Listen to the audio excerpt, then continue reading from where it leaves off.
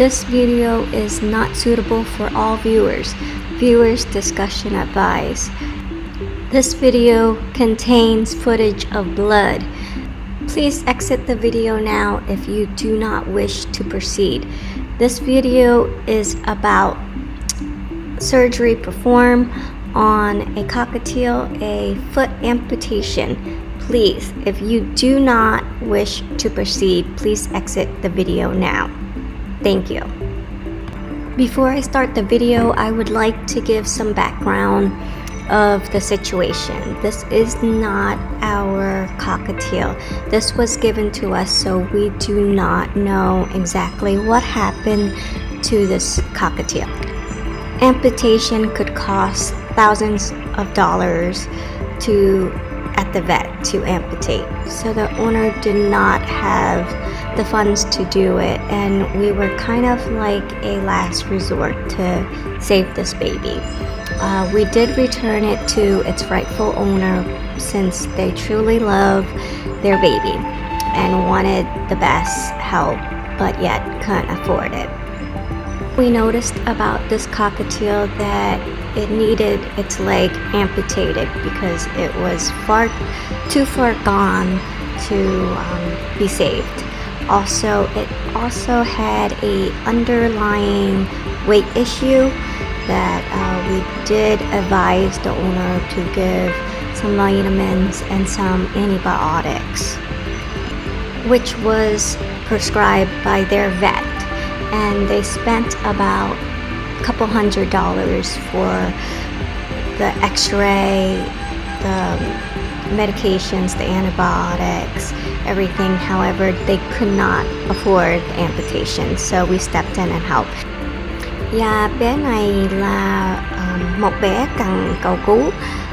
Chủ nhân của bé nhờ mình giúp đỡ và cắt cái giò cho bé để bé có thể có một tia hy vọng để sống, và mình thấy mình làm được nên mình nhúng tay vô để mình giúp đỡ bé này. Further ado, let's get to the video. Please exit the video if you do not wish to continue. Hello cả nhà, và cảm ơn cả nhà đã quay lại Boyz Aviary channel. Xương nó, cái da nó rút cái xương ra. Cái này không máu ở bên đây. Máu nó okay. Đó. Bây giờ xây lại đường này. Ok. Giờ mình cột nó ngay nè. Cột nó ngay đây, cầm chân cái gì. Ok. Cầm lên. Mình cột ngay đây. Cột ngay đây.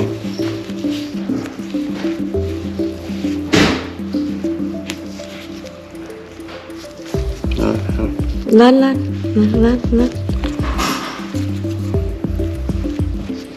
nè.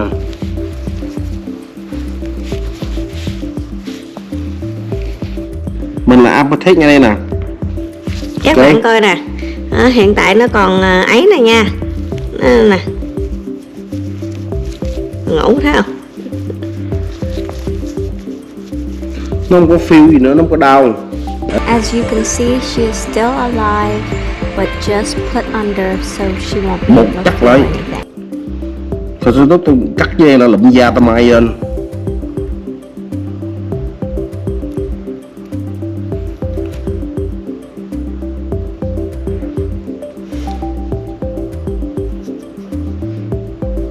Rồi, what to do this, what to go. Cái quý vị, giờ nó cũng mê rồi, quất nghe nè, ok. Dao này dao số 10 nha quý vị, dao mẫu số 10. Dao mẫu số 10.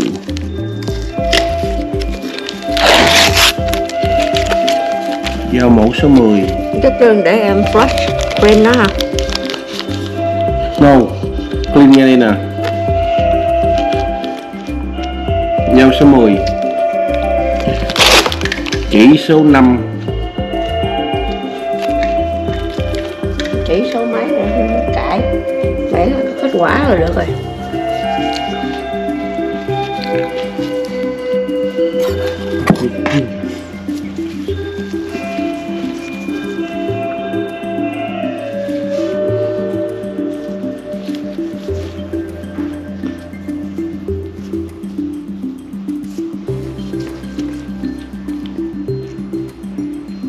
ready?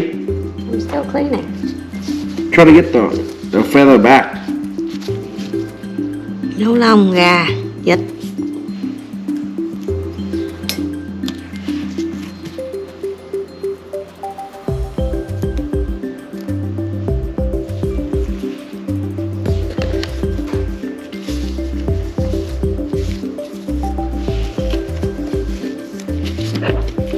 Trời ơi.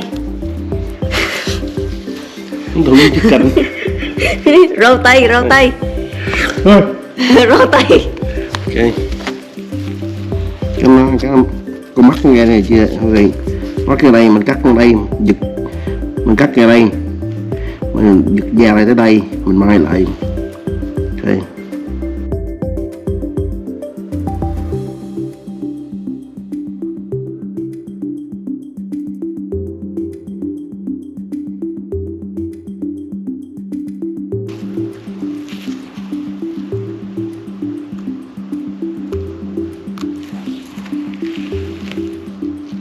Lấy tông thớt ra, lấy dao phở, dao ấy chắc cái bụp xong.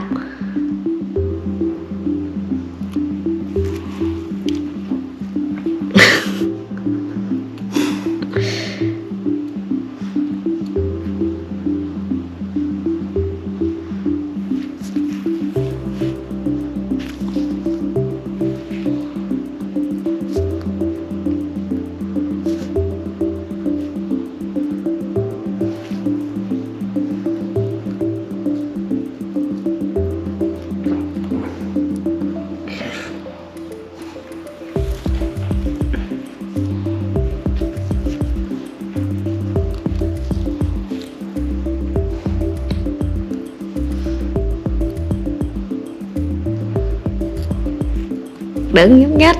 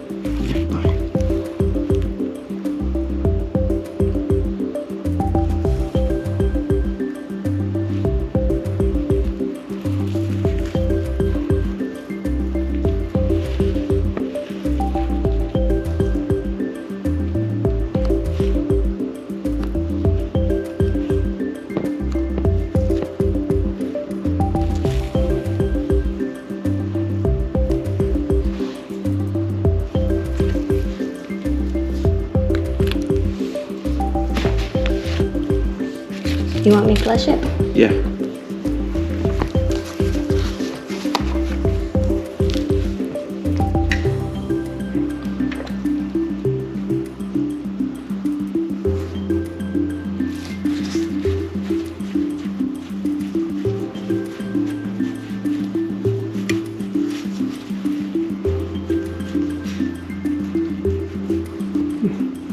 Mới ăn nó cắt dục cái dao. Yeah. Dục dục cái dao, dục cái kia mà. Sao đúng. Cái xài một lần à, cái này xài một lần à. Cái gì mà mình xài cũng dục hết rồi. Phải dục thôi. Ok xong rồi, mai lại. Vậy chưa? Này mai qua đây.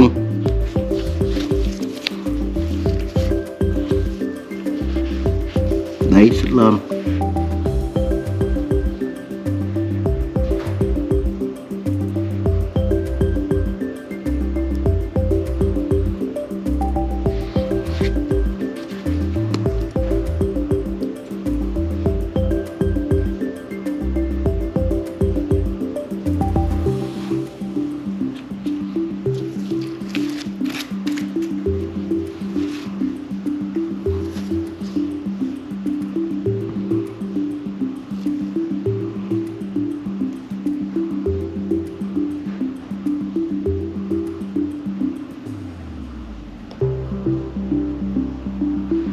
bạn nào mà cần cắt móng giò không, nguyên cái ngón tay, liên hệ nha,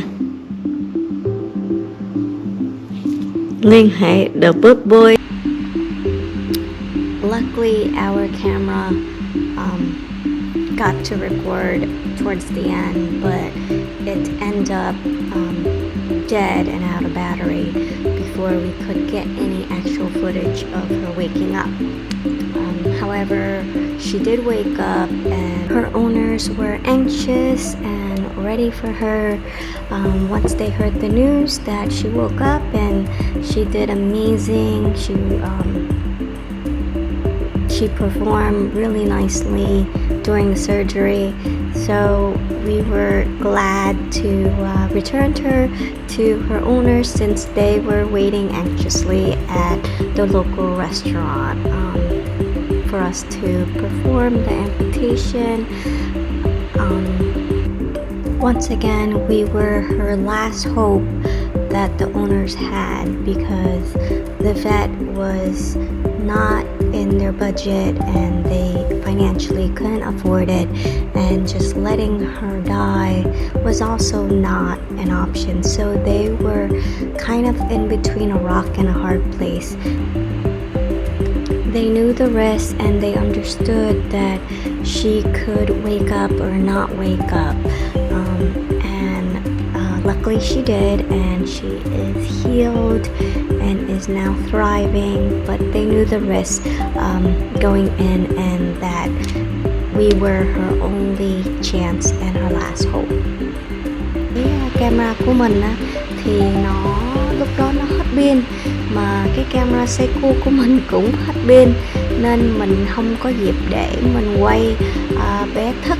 Nhưng mà bé đã thức, và ba mẹ của bé chờ bé, và mình đã trả lời bé trong vòng lúc mà cỡ 10 phút.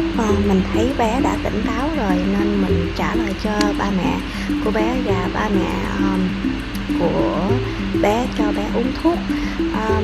Mình có liên hệ với ba mẹ, và bé đã hoàn toàn hết, và cũng đang tiếp nghi dưới một giò, và sống rất là vui vẻ bằng một cái giò.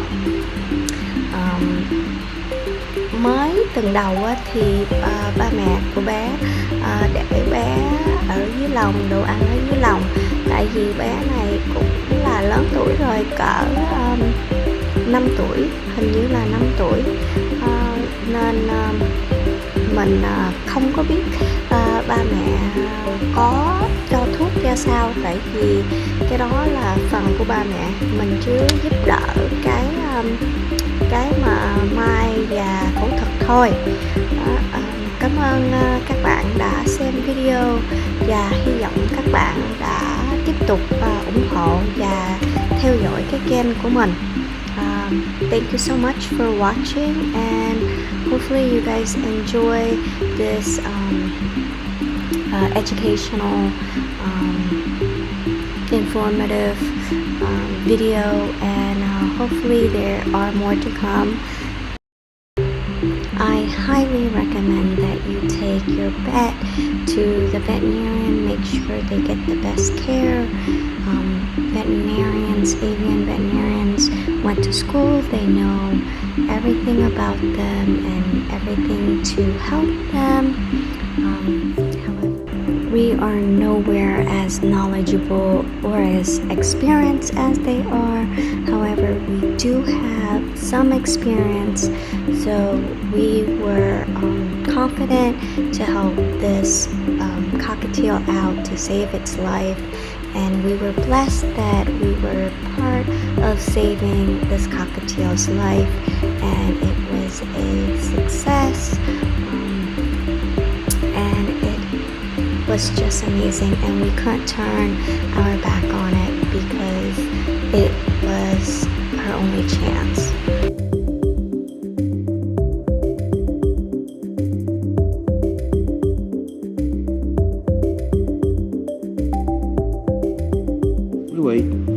xong rồi mình bỏ cái surgical glue rồi Mình chờ cho nó khô rồi Chút. mình băng bó. băng trời khô băng bó rồi sau 1 ngày cho đủ 3 lần